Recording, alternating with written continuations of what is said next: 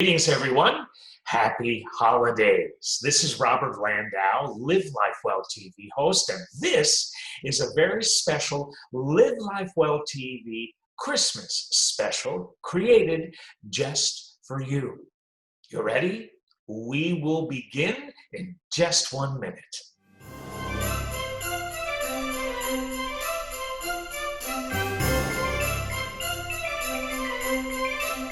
All right, here we go. Let's start the proceedings out with our Christmas special with some things that some very famous people once said about this time of year. We're going to start with a guy who you might have heard of by the name of Calvin Coolidge when he said, "Christmas is not a time nor a season, but a state of mind.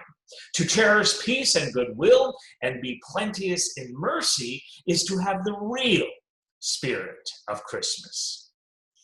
Charles Dickens once said, "I will honor Christmas in my heart and try to keep it all the year." Henny Youngman once said, "I once wanted to become an atheist, but you know what? I gave up. They have no holidays like Christmas." The immortal Victor Borge once said, "Santa Claus has the right idea. Visit relatives only once a year." Jay Leno has said this: "The Supreme Court has ruled that they cannot have a nativity scene in Washington, D.C. This wasn't for any religious reasons. They just couldn't find 3 wise men and a virgin." I love that one. Bob Hope, as we wind up our quotes to begin the presentation, once said, "My idea of Christmas is actually very simple: loving others." Come to think of it, why do we have to wait for Christmas to do that? Well said, Mr. Hope, well said. Here are some things that you might not have known about this time of year. Did you know that Christmas purchases account for 1/6 of all retail sales in the good old US of A? Did you know that 1 in 3 men will wait until Christmas Eve to finish their shopping? Did you know that 56% of all Americans sing holiday carols to their pets? And you know what? Don't tell anyone. I'm one of them. I am one of them, and I am not afraid to admit it. Poor Lola, my schnauzer. I sing holiday carols to her. I sing all kinds of other songs during other times of the year to her. And let me tell you something. My Lola is an angel. Let me tell you something else. My Lola has a heart of gold. My Lola is amazing, and do you want to know why? Because she puts up with my singing. Did you know that each year there are approximately 20,000 rent-a-Santas across the United States? And I have a little bit of an anecdote to share with you concerning me and that last fact and figure. But let's continue, because I'll get to that in a few minutes. Did you know that in 1999, residents of the state of Maine built the world's largest snowman?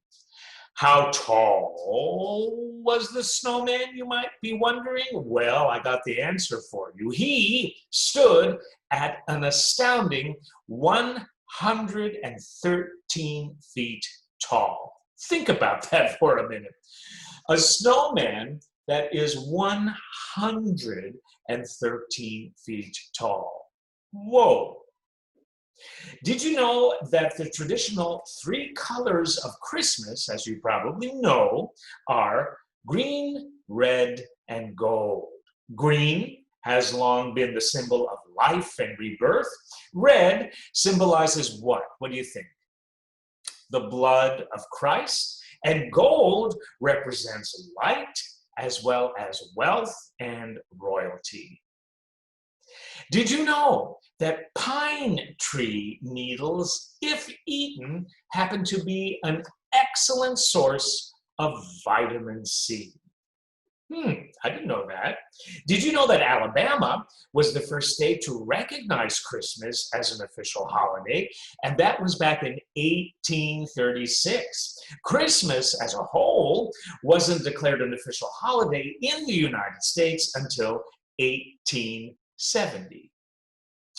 Did you know that President Teddy Roosevelt, a staunch environmentalist, banned Christmas trees from the White House in 1912? Did you know that Christmas Eve in Japan is a great day to eat a traditional Christmas Eve dinner there in Japan of Kentucky Fried Chicken and strawberry shortcake? Don't ask, it's a true fact. You can check it out on the web, it's amazing. Did you know that US scientists have calculated that Santa would have to visit 822 homes per second to deliver all the world's presents on Christmas Eve, traveling at an astounding 650 miles a second? Well, if anybody can do it, Santa can. Did you know that according to data analyzed from Facebook posts, 2 weeks before Christmas happens to be one of the two most popular times for couples to break up? But on the other hand, Christmas Day is the least favorite day for breakups. Did you know that Christmas trees have been sold in the US since 1850? Did you know that Christmas trees usually grow for about 15 years before they are sold? Did you know that there are 1.76 billion candy canes produced each and every year? And did you know that it was the French that gave one of the biggest Christmas presents to the US ever in 1886? Do you know what that huge Christmas present might have been? The Statue of Liberty. And they gave it to us back then in 1886. Here's another trivial fact about the Statue of Liberty. Did you know that the face of the Statue of Liberty is the face of the French sculptor that sculpted the Statue of Liberty? It's the face of his mother. So the face of the Statue of Liberty is the face of the sculptor's mother that sculpted the statue. Interesting, huh? Did you know a large part of Sweden's population happens to watch Donald Duck cartoons every Christmas Eve since 1960? So here are some Christmas jokes. Oh gosh, are you ready? I think they're pretty good. I'll let you be the judge of that, okay? So, ready for Christmas jokes? I am. Here we go. What would you learn at elf school? The alphabet. Here's another one. Which carol do parents like the best? Which carol do parents like the best? Silent Night. Are you laughing yet? All right, I'll keep trying until at least you break a smile. Here's another one.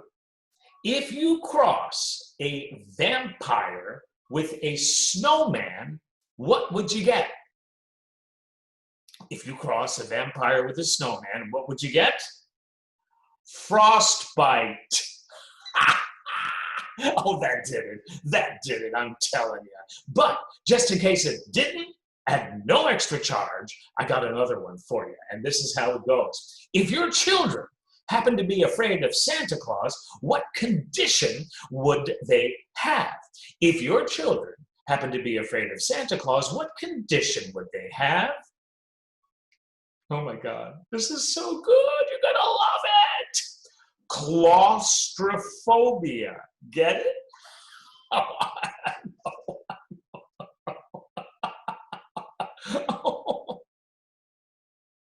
Next up is this.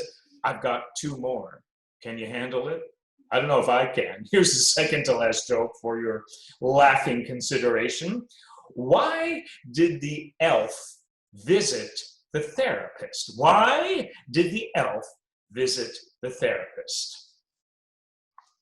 Because he had low elf esteem. Oh,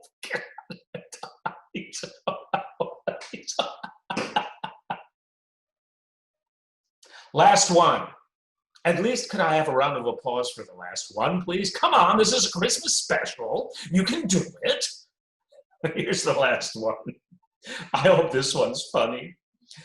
Why did the snowman use Head and Shoulders to wash his hair? Why did the snowman use Head and Shoulders to wash his hair? He had snowflakes. Oh,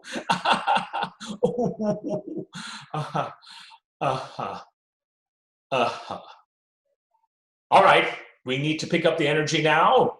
Our Christmas special soldiers on with this wonderful, motivational, inspirational recipe for Christmas. And it goes like this. Take 12 whole months, clean them thoroughly of all bitterness, hate, and jealousy. Make them just as fresh and clean as possible. Now, cut each month into 28, 30, or 31 different parts, but don't make up the whole batch at once. Prepare it one day at a time out of these ingredients. Mix well into each day one part of faith, one part of patience, one part of courage, and one part of work. Add to each day one part of hope, faithfulness, generosity, and kindness. Blend with one part prayer, one part meditation, and one good deed. Season the whole thing with a dash of good spirits, a sprinkle of fun, a pinch of play, and a cup full of real good humor. Pour all of this into a vessel of love, cook thoroughly over radiant joy, garnish with a smile, and serve with quietness, unselfishness, and cheerfulness. You are bound to have not only a happy holiday, but a very wonderful new year. I love that. I truly, truly love that. So, next up, we have this. It's a holiday music quiz for you. A holiday music quiz. See how you do with this. First question. What is the biggest selling Christmas song of all time? What do you think? The biggest selling Christmas song of all time? You probably know this. Bing Crosby's White Christmas, according to the Guinness Book of World Records. Here's another question. What Christmas classical music choral staple should really be sung at Easter? Question again, and you've probably heard of this classical choral work because I think every symphony orchestra that has a chorus attached to it performs this during this time of year. What Christmas classical music choral staple should really be sung at Easter? Handel's Messiah. Only the first part of the piece deals with the birth of Jesus. Another question for you. What is a typical Christmas song that doesn't even mention Christmas or a holiday? What is a typical Christmas song that everybody sings during this time of year that doesn't even mention Christmas or a holiday? Frosty the Snowman. If you think of the lyrics of how that song goes, there is no mention of Christmas anywhere in that song. So, next section, we've got a couple more sections for you before we close. How is New Year's celebrated around the world? Because from Christmas we go into New Year's. Here's just a little bit of that. The New Year is the most important holiday of the year in Japan because it is a symbol of renewal. All throughout the month of December, the Japanese hold Forget the Old Year parties. That would be good to do for 2020, not only in Japan.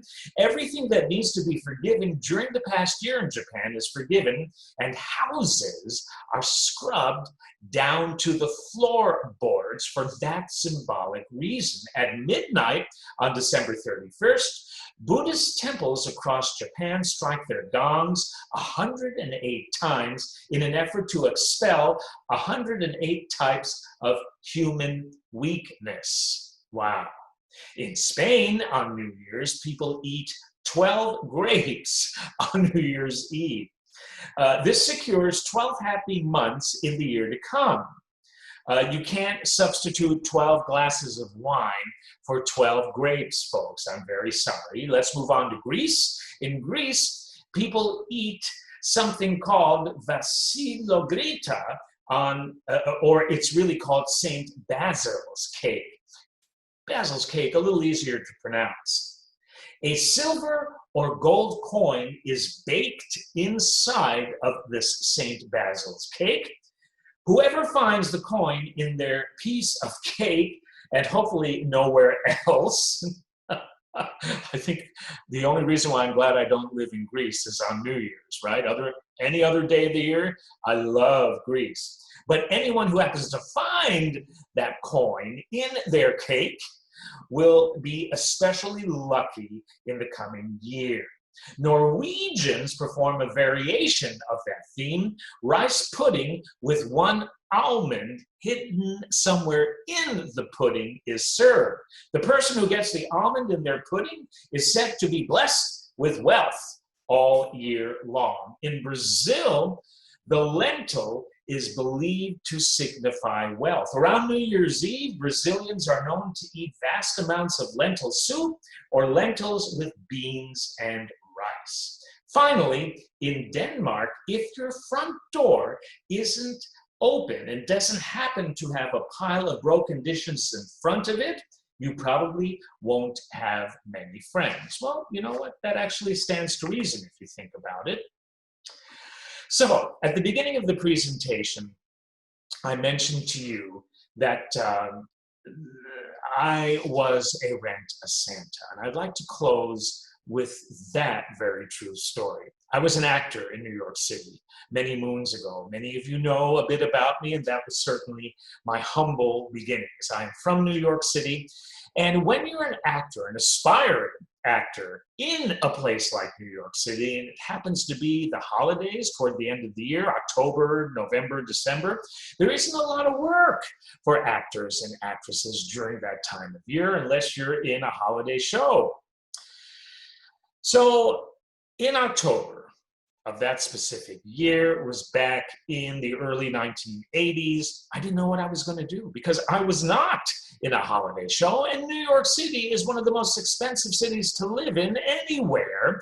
And if you're a struggling actor, you have to figure out how you're going to pay rent, how you're going to pay for the phone, how you're going to eat, and so on and so forth. Well, I was really concerned about that until a very dear friend of mine happened to see a want ad in one of the New York City newspapers looking for Santas. But they weren't looking for any regular Santa.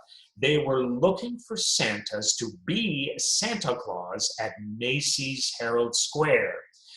So I thought long and hard about that because I didn't think I looked much like a Santa in those days. I was very skinny. I was anything but Santa. But you know what? Hey, you never lose trying. So I called that number one beautiful October morning, and I said, hello, my name is Robert Landau. I'm calling to be a Santa at Macy's Herald Square. And they said, well, yeah, you and about 1 million other people, but we'll consider you. You seem to have a nice voice, but we really want to test that out to the nth degree. So we're going to audition you, Mr. Landau, on the phone right here, right now. You got a couple more minutes, Mr. Landau? And I said, yeah. And I thought, oh my God, a phone audition? This is interesting.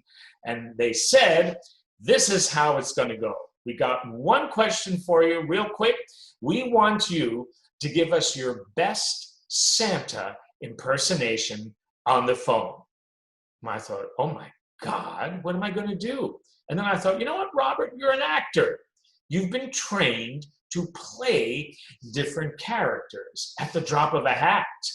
So do this, Robert. Yeah, just do it for fun. So if you don't get the job, you don't get the job. But at least it was 15 minutes well spent. So I said, okay, I'm ready. And they said, go. So I took a deep breath. And then I just sort of became Santa Claus in my mind. And all of a sudden, out of nowhere, this is what came out of my mouth. Ho, ho, ho. And there was silence on the other end of the phone. And I thought, oh boy, I guess I really screwed this one up. But it was fun anyway. I guess I'll hang up. And they said, you know what? You're hired. And I said, great. And they said, but, and there's one big condition here. Mr. Landau, we are going to send you to official Santa Academy for the entire month of November, Monday through Friday, from 8 in the morning till 6 p.m. at night with a 30-minute break for dinner. Will you commit to doing that the entire month of November? And if you choose not to finish the training and drop out anytime during the month of November, you will pay for the classes that you will miss. Macy's is paying for you to attend this academy the entire month of November, and you are fully expected to complete the course. And if you complete that training, you will have a fabulous certificate of completion, because then you will be an official Santa, and you can put that certificate proudly on your mantle in your apartment in New York City. So, Mr. Landau, what do you think? I didn't have to think. I said yes. Let me tell you something. It was the most fun November I had had at that point in my life. Why? There were 11 other Santas who were training to be Santa at Macy's Herald Square that year, because they'd only have one. Santaland at Macy's Herald Square, at least in those days, was open the entire month of December into the first month of January. And it was long hours. I think it opened at like 9 a.m., 7 days a week, and closed at, I don't know, 9 p.m. probably. So you can't have one Santa doing that for the entire month without a break. So there were 12 of us. As a matter of fact, there was even one female amongst 11 males, and she became a very close friend of mine and still is. She was training to be a Santa. So, upon graduation, we were taken to Macy's Herald Square, and we saw Santaland for the first time. Macy's, at least in those days, spent millions of dollars to convert half of one total sales floor on 34th Street, their main location, into Santaland. And it looked like something out of Epcot or Disney World. I mean, when you take a kid to visit Santa at Macy's Herald Square, plan on waiting 2 to 3 hours no matter when you go, what time of day, or what day of the week. It's going to take that long because so many people come from so far and wide to visit Santa at Macy's Herald Square. Of course, it's a tradition, a long-held tradition. So it was incredible. Macy's makes it like Santa, like Epcot or Disney World, to distract you from the fact that you're standing in this line, this maze, for so many hours. So you're walking past little mechanized elves that are ice skating on a lake. You know, it really is like an attraction. And then finally, you get to this huge tree. It's like a movie set that has a door carved out of the trunk, the bark of this tree. And right by this door stands a little elf grinning at you. And she says to you, well, hope you didn't mind waiting, but I have a very important question to ask you. Are you ready to see Santa? And of course, the New York mom goes, yeah, I'm ready. I didn't come here to wait 3.5 hours to say no. What do you think I was gonna say? But little Johnny, whom the mother has brought, is so excited. So the elf goes, come on, let's go. Let's meet Santa Claus. He's here just to say hello to you and ask you what you would like for Christmas. So the elf opens this door and you walk through this tree, and all of a sudden, again, you're on a different movie set where there are 3 cottages imported from the Alps, sitting right next to one another with smoke coming out of the chimneys. I mean, it's a beautiful, beautiful sight. And all through this Santaland, you have Tchaikovsky's Nutcracker Suite playing for music. So it's just very exciting, very holiday. And so in each one of these 3 cabins was one of us, a Santa sitting to help the line go faster. And the elf makes sure that little Johnny that you brought does not see that there are 2 other Santas on duty at the same time. So she brings you to my cabin, and she opens the door, and the mother and Johnny come in. And it was a beautiful sight. I mean, shelving in this cabin that had wooden Pinocchios imported from Italy. There was a huge fireplace that had a camera and a flash concealed. In it, there was an elf standing right next to the fireplace that had a long cord with something on the end that you press, because that's how those kids would get their photo with Santa. And there, opposite the fireplace, I was sitting on my Santa throne. And all through November, that training, they had taught us how to put the pillow in, how to wear the beard, blush, cap, wig, you know, and really be Santa. So I looked pretty official. So this is what Johnny would experience when the door to the cabin would open. He would look around and see all of these Pinocchios, and he would see the elf standing by the fireplace. And then he noticed that there was this fat blob sitting on a chair across from the fireplace, which was me. And this is what would happen. And he would look at me and go, and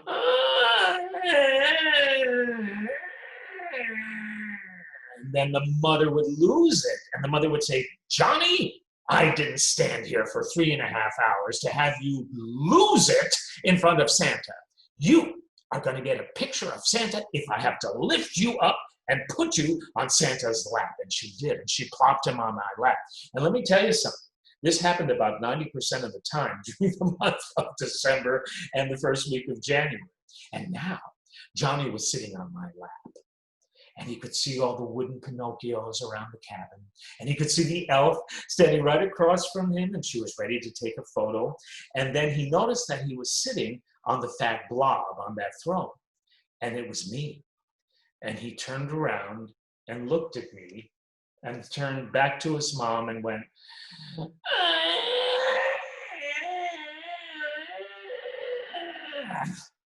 and then, because I was so well trained in that Santa Academy, because I had a diploma to prove it that was hanging on my mantle back in my apartment, I would calm Johnny down.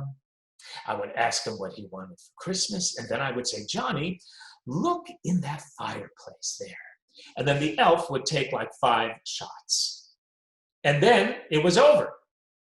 Mom came and collected Johnny from my lap, and they walked out a back door of the cabin, and now they were in the real world where there was a long line of cashiers, and they were going to pay for the 5 photos that were taken the mother, was going to pay for the 5 photos that were taken in the cabin, and that was that.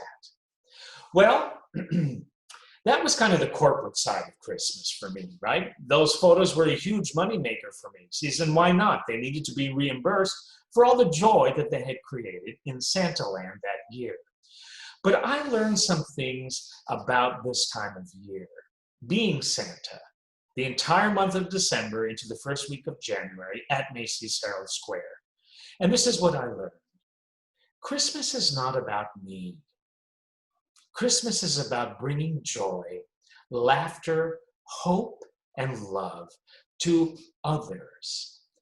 We are here to be in service to others, to make them smile, to let them know that not only during this time of year, but all times of year, that life is truly a gift and life is truly worth living, no matter how bad it may get. No storm lasts forever. The most important thing about this time of year is to be a Santa Claus to others, not in the costume, not sitting on a throne, but to be myself and bring that Santa joy of gift giving to everybody that I come into contact with. And I'm not talking about carrying around a huge sack of presents, handing them out to anybody and everybody that I pass every day. It's more giving the gift of a smile from me to you. It's giving the gift of a COVID-type hug from me to you. It's giving the gift of hope for somebody who really needs to remember what hope and faith happen to be all about. It's making people's heart smile. That's what this time of year is all about. It's so easy to smile when there's something to smile about, but it's better to help people smile when they believe they have nothing to smile about. So, smile with me right now. No matter how hard life has been to you this year or any year, it's okay. We are here together right now during this very, very special time of year. And it is up to you, it is up to me to make the absolute best of it. Even if you feel you have nothing, let me tell you something. You have something that is God-given. The ability to smile, even if you don't feel like it. So, make merry in your heart this Christmas. And from all of us here at Live Life Well TV, to you, Merry, Merry Christmas to you. Happy holidays, Happy New Year, each and every day of the year. Thank you so much for joining me, everybody. This has been Robert Landau, Live Life Well host. God bless.